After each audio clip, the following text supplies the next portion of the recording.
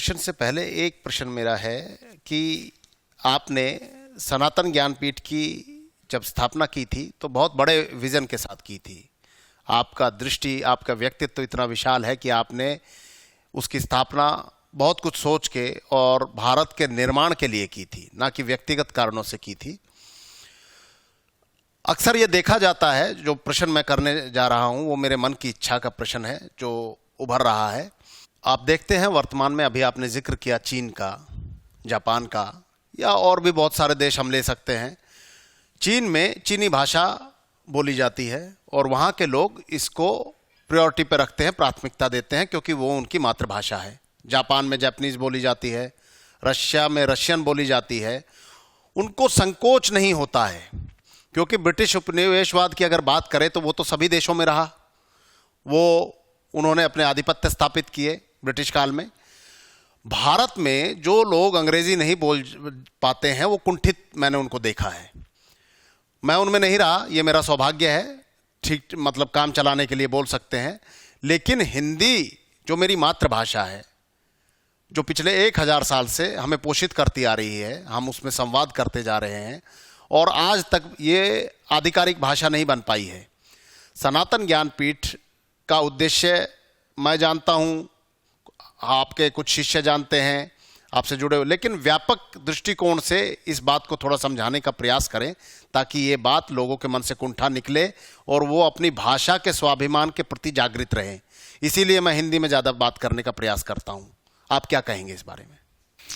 देखिए, भाषा की उपयोगिता जीवन में बस सिर्फ इतनी है कि आप अपने भाव को अभिव्यक्त कर सकें।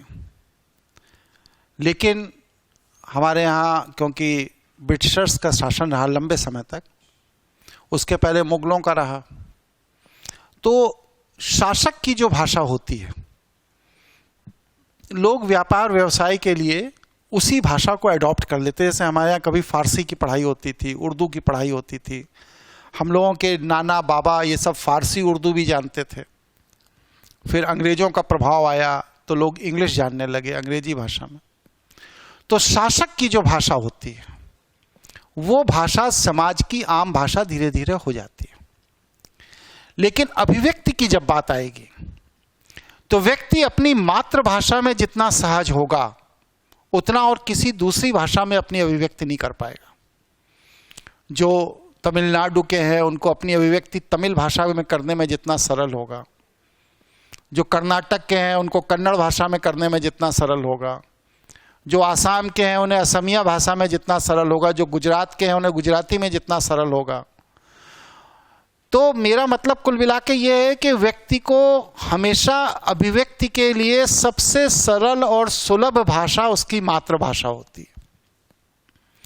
हम लोग क्योंकि हिंदी स्पीकिंग स्टेट में रहते हैं, इसलिए हम लोगों को हिंदी भाषा में अपनी अभिव्यक्ति करने में सरलता है, सुगमता है। और भाषा की भूमिका अभी बस सिर्फ इतनी ही है कि आप अपने विचारों की अभिव्यक्ति कर सकें, अपने मंतव्य की अभिव्यक्ति कर सकें। लेकिन उस मंतव्य की अभिव्यक्ति के लिए जो भाषा चयनित की जा रही है, उस भाषा को रोटी से जोड़ दिया जाए, उसको व्यापार से जोड़ दिया जाए, उसको व्यवसाय से जोड़ दिया जाए, उसको नौकरी से जोड़ दिया जाए, उसको शासन सत्ता की भाषा से जोड़ दिया जाए, उसको न्याय से जोड़ दिया जाए, यह समाज के साथ विश्वासघात है। आज सुप्रीम कोर्ट में सारी गतिविधियां अंग्रेजी भाषा में होती हैं। विचार कीजिए, कोई ऐसा व्यक्ति जिसे अंग्रेजी भाषा का ज्ञान नहीं है और उसके पास इतना पैसा नहीं है कि वह बड़ा अधिवक्ता सुप्रीम कोर्ट के लिए नियुक्त कर सके, तो क्या सुप्रीम कोर्ट उसको न्याय देने से इसलिए मना कर देगी क्योंकि आप एक विदेशी भाषा नहीं जानते हैं?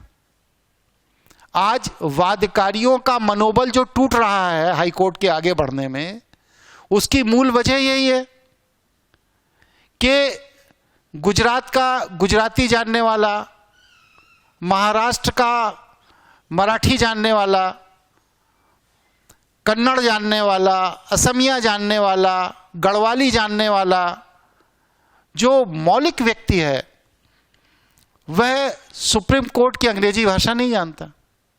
और वहाँ पर उसके विचारों को अभिव्यक्त करने वाले जो लोग हैं उनकी मूल्य इतने ज़्यादा है जिनको ये अफोर्ड नहीं कर सकता। तो उस स्थिति में वो न्याय प्राप्त करने की आशा ही छोड़ देते हैं, न्याय मिलने की आशा छोड़ देते हैं। आज समाज के अंदर 99% लोग यह मानकर चलते हैं कि यदि हमारे पास धन नहीं है तो हमें सर्वोच्च न्यायालय में न्याय नहीं मिल सकता। तो ये जो विचार है ये भाषा का बंधन है। ऐसी स्थिति में मेरा ये मत है कि व्यक्ति को अपनी अभिव्यक्ति के लिए सर्वसुलभ मातृभाषा ही सब सहज होती है, और उसकी मातृभाषा में जो उसका विकास होगा वो विश्व के किसी भी अन्य विकसित भाषा या अविकसित भाषा, विदेशी भाषा में नहीं हो सकता।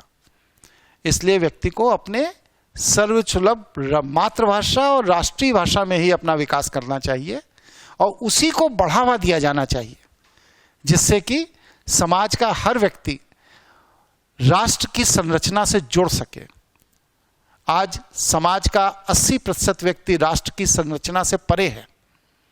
वह राष्ट्र में योगदान नहीं दे पा रहा है क्योंकि वह अपनी मातृभाषा में जो ज्ञान को रखता है वो ज्ञान दूसरे को बता ही नहीं पा रहा है।